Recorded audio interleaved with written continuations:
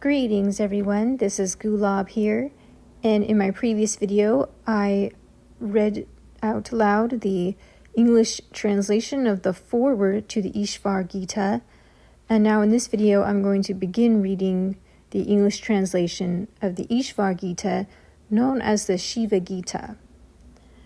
Alright, and here it says, "The rishis said, 'O Lord, you have given a full account of the creation by the self-existent, the dimensions of the universe, and the Manvantar periods. You have also told us about the Lord of the Lords, who is daily adored by the people performing virtuous acts prescribed for their castes and devoted to the path of wisdom. Now, deign to speak of the highest knowledge of Brahm, which destroys all the suffering of the world, and by which we may see the highest. Lord, you are Lord Narayan himself. You obtained all the knowledge from Vyas. We beseech you again and again to explain that knowledge." In other words, Lord Shiva expanded himself as Lord Narayan. So Lord Narayan is an expansion of Lord Shiva. Hearing these words of the holy men, Sutta, who was well versed in the Puranas, resolved to say what he had heard from Vyas. At that very moment, Vyas himself came in where all these holy men were performing the sacrifice. On seeing Vyas, who was deeply learned in the Vedas, who appeared resplendent like the scintillating Kalmeg, and whose eyes were like the lotus leaves, all the holy men offered their salutations to him. Seeing him, Vyas, Lombarshan, Sutta, prostrated himself like a stick on the ground, saluted him with his head touching the ground, and folded his hands by the way of respect. Sanak and other holy men inquired after his welfare and provided him with a seat becoming his position. Then Lord Vyas, the son of Parshar, inquired of them whether they were getting on all right with their austerities, Vedic recitations, and devotions. So I haven't been numbering the verses, but now we're on verse number 11, and I guess I'll go ahead and from this point forward, I will continue to say the numbers of the verses. Hereupon Sutta, with a bow to the great sage, requested him to explain the divine knowledge to the holy men there. 12. He said that all those holy men had attained the serenity of mind through austerities and were devoted to practicing righteousness. He implored him, Vyas, to deign to speak of the divine knowledge so that they might all be blessed. 13. Addressing Vyas, he said, "Deign to speak of the divine and saving knowledge which you explained to me, and which was of yore revealed by Vishnu incarnated as tortoise to holy men." 14. Hearing these words of Sutta, the son of Satyavati, Vyas made a bow with his head to Lord Shiva. A bow with his head to Lord Shiva, and began to speak these blissful words. 15. Lord Vyas said, "I am speaking to you what Lord Mahadev has been requested by highly evolved yogis such as Sanat Kumar and others taught." 16, 17, and 18. Sanat Kumar, Sanaka, Sanandan, Angira, accompanied by Rudra, Brigu, the highest adept in virtue, Kanada, Kapila, Garga, Vamdev, the great sage Shukra, Vasista, who were all self-controlled, had some doubts after holding a mutual consultation, solved to perform severe austerities in the holy land of Badarikashram. 19.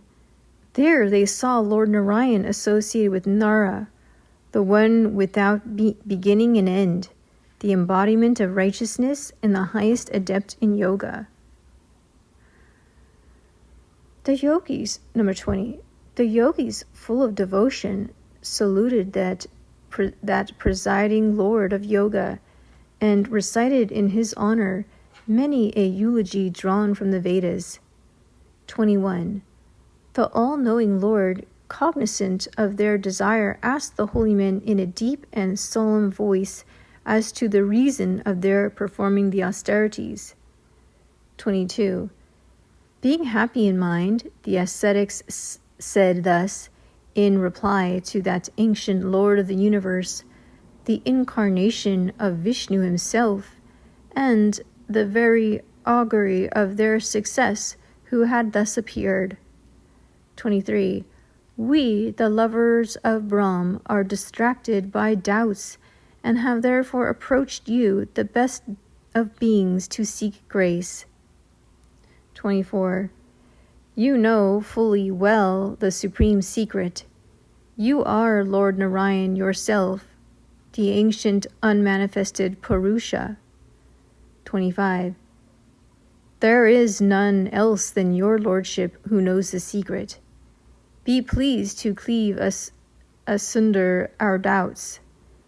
26. What is the ultimate origin of this universe? Who is it that moves it? What is Atma? What is liberation? Why has this world been created? 27. What is this world? Who is the Lord that supervises it? Who is the Brahm beyond it? Be pleased to enlighten us on all these points. 28. When the holy men had spoken out their minds, they saw that the Supreme Lord had given up his ascetic garb and was manifesting himself in his own glory. 29. He was shining forth in his immaculate glory with a halo of light playing around him and the Sri Vatsya diamond glowing forth like heated gold on his chest. Encircled with divine refulgence, he was holding a conch, a disc, a mace, and a bow in his hands. In the brilliance of this glory, his Nara aspect could not be seen. 31. At this very moment arrived Mahadev with his head adorned with the moon and his countenance lit up with joy divine. On seeing him, 32. On seeing him, the Lord of the universe, who had 3 eyes and whose head ornament was the moon, all the ascetics, with their hearts full of joy, respectfully made their obeisances to that Lord, saying, 33. Hail to the Lord, the highest of gods! Hail to Shiva, the Lord of the beings! Hail to the Lord of all the sages, the one worshipped through austerities! 34. Hail to the thousand-faced one, the soul of the universe, the motive power of the world! Hail to the infinite Lord, the originator, preserver, and destroyer of the universe! 35. Hail to thee, O Lord Shambhu, the Lord of the 1,000 feet, the one adored by the best of yogis! Hail to the consort of Ambika! Reverence to thee, O Supreme Lord! 36. The 3-eyed Lord Shiva, who is always disposed charitably towards his devotees, appeared much pleased and embraced Lord Narayan, spoke in his deep solemn voice. 37. O lotus-eyed one, why have all these holy men gathered here? What is it that I can do for them? 38. On hearing these words, Narayan, the god of gods, spoke to the Mahadev sitting there with his countenance beaming with joy. So you see, the ISHWARA, it seems to be, now it's going to be this conversation between Lord Mahadev, Lord Shiva, with Lord Narayan. So I think that it's Lord Shiva speaking Gita to Lord Narayan to enlighten him. And all of these sages that are gathered. 39. O Lord, these ascetics, having purified themselves of their sins through austerities, have approached me seeking grace, and are desirous of seeing thy divine glory. 40. Lord, if you are pleased with these pure-hearted sages, deign to speak to them of the divine knowledge in my presence. 41. O Lord Shiva, thou alone knowest the Atma, none else knows it. Be gracious enough to speak of the Atma by the Atma, and also show thy divine form to them. 42.